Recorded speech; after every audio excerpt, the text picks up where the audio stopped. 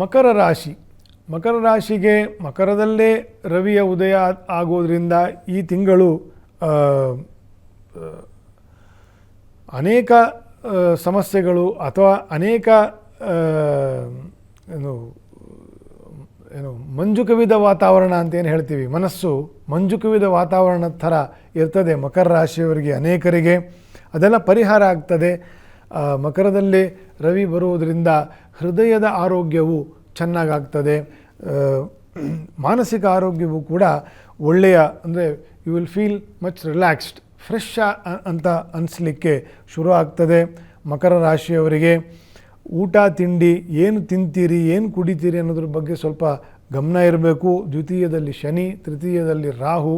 ಇವರು ತಿನ್ನಬಾರದನ್ನು ತಿನ್ನಿಸ್ತಾರೆ, ಕುಡಿಬಾರದನ್ನು ಕುಡಿಸ್ತಾರೆ, ಸೇರಬಾರದೇ ಇರೋ ಜನರನ್ನು ಸೇರಿಸ್ತಾರೆ, ಸೇರಬೇಕಾಗಿರೋದನ್ನು ದೂರ ಮಾಡ್ತಾರೆ.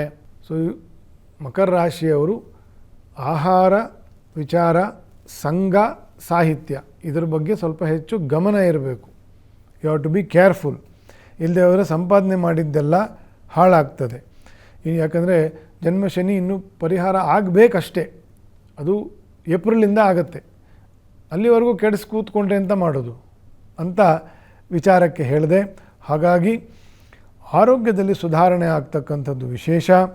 ಹಿತವಾಗಿರ್ತಕ್ಕಂತಹ ಮಿತ್ರರಿಂದಲೇ ಮೋಸ ಆಗ್ತಕ್ಕಂಥದ್ದು, ನಿಮ್ಮ ಹತ್ತಿರದಲ್ಲಿರ್ತಕ್ಕಂಥವರೇ ನಿಮಗೆ ತೊಂದರೆಯನ್ನು ಅಥವಾ ದುಃಖವನ್ನು ತರ್ತಕ್ಕಂಥದ್ದು, ಅಪಮಾನ ಮಾನಾಪಮಾನಗಳಿಗೆ ಕಾರಣ ಆಗ್ತಕ್ಕಂಥದ್ದು, ಇದೆಲ್ಲ ದ್ವಿತೀಯ ಮತ್ತು ತೃತೀಯ ಪಾಪಗ್ರಹರಿಂದ ಚಿಂತನೆ ಮಾಡಬೇಕು. ಹಾಗಾಗಿ ಮಕರ ರಾಶಿಯವರು ಆದಷ್ಟು ಬಿ ಯುವರ್ ಸೆಲ್ಫ್.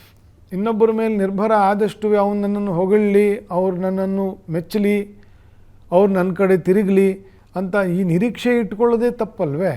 ಸೊ ನಿಮ್ಮಷ್ಟಕ್ಕೆ ನೀವು ಶಾಂತಿಯಿಂದ ಪ್ರಸನ್ನತೆಯಿಂದ ನಿಮ್ಮ ಕೆಲಸದಲ್ಲಿ ನಿಮ್ಮ ಪಾಡಿನ ನೀವು ಇದ್ದರೆ ಆಗಬಹುದಾಗಿರ್ತಕ್ಕಂತಹ ದುಃಖಗಳು ತನಗೆ ತಾನೇ ಕಡಿಮೆ ಆಗುತ್ತಲ್ಲೋ ಅಥವಾ ಆಗದೇ ಇರೋ ಹಾಗೆ ತಡೆಗಟ್ಟಬಹುದು ಅಂತ ಈ ವಿಷಯವನ್ನು ಹೇಳಿದೆ. ಮಕರ ರಾಶಿಯವರಿಗೆ ಶಿವಾಭಿಷೇಕ, ಜನ್ಮದಲ್ಲಿ ರವಿ ಇದ್ದಾಗ ಶಿವಾಭಿಷೇಕ ಆಯುಷ್ ವೃದ್ಧಿ ಅಂತ ಫಲ ಇರೋದು.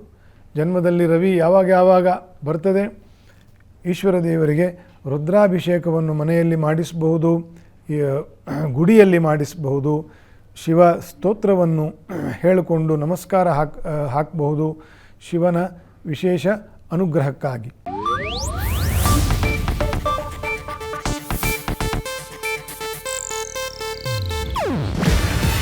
ಇದು ಏಷ್ಯಾನೆಟ್ ನ್ಯೂಸ್ ನೆಟ್ವರ್ಕ್ ಪ್ರಸ್ತುತಿ.